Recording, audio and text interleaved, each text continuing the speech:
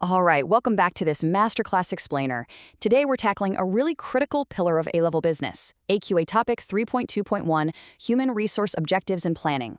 Now, right off the bat, I want you to shift your mindset a little bit. Forget the idea that human resources is just some administrative department tucked away handling the hiring and firing.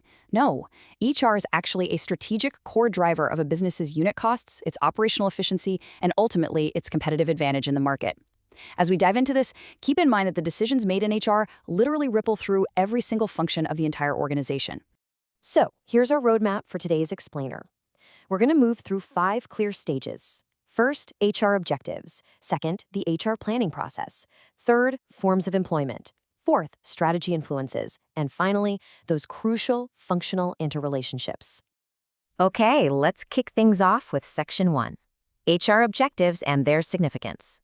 Okay, let's dive into this. A business just cannot succeed without aligning its people with its corporate strategy, right?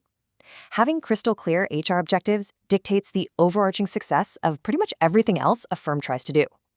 Now, these core objectives, they range from hard quantitative financial metrics, like, making sure employee costs as a percentage of revenue are actually sustainable, all the way to crucial cultural goals.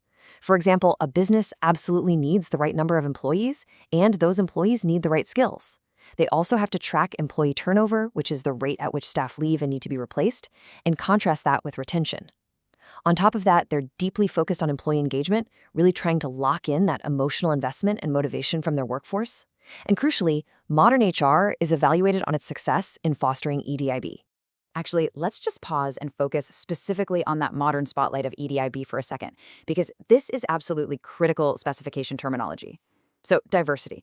That means actively recognizing and valuing the differences between people in the workplace, their backgrounds, their skills, their experiences. Inclusion means creating an environment where everyone feels respected, supported, and truly able to contribute. And belonging? Well, that's the ultimate goal. It's when employees feel accepted, valued, and confident that they are a genuinely important part of the business. When HR successfully drives EDIB, it has a massive, highly measurable impact on employee motivation, engagement, and retention. It's a real game changer. Moving right along to Section 2, the HR planning process and its practical mechanics.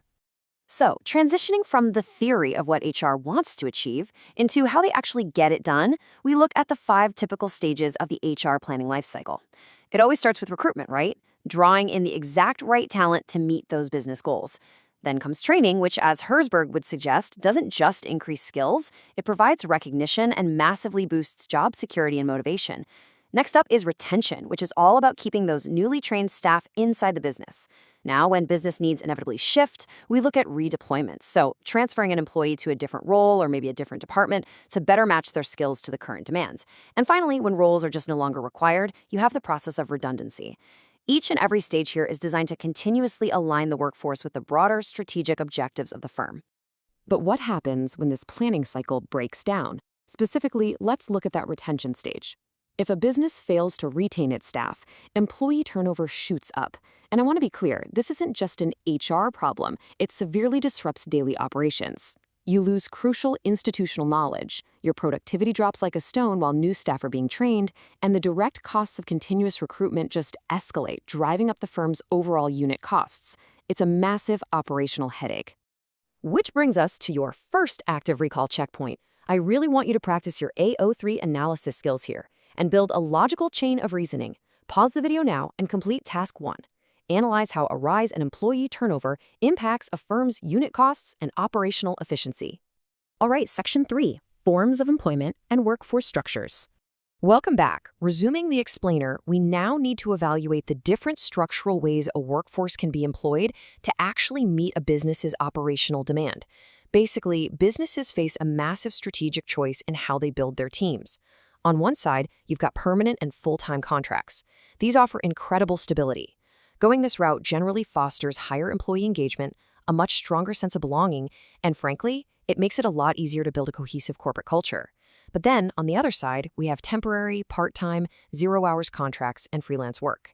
This structural agility allows a firm to perfectly match its labor output to fluctuating, seasonal, or cyclical demand. It essentially turns what would be fixed payroll costs into variable costs. However, and this is a big however, this flexibility can sometimes come at the serious cost of employee loyalty and long-term retention. And this brilliantly illustrates the real-world stakes of these HR decisions. Looking at the data from Far More Cycles, an independent bicycle retailer, between 2023 and 2024, they saw their revenue drop slightly, but their employee costs as a percentage of revenue actually rose from 25% to 27%. At the exact same time, their operating profit margins fell from 3% to 2%. This totally grounds abstract HR cost concepts into tangible exam-style stakes. You see, when employee costs rise without a proportional increase in productivity or revenue, profit margins get directly squeezed. There's just no way around it. So now it is time to test your AO2 application skills using this very specific context. You need to formulate a strategic response to the financial pressures we just looked at. Pause the video now and complete Task 2.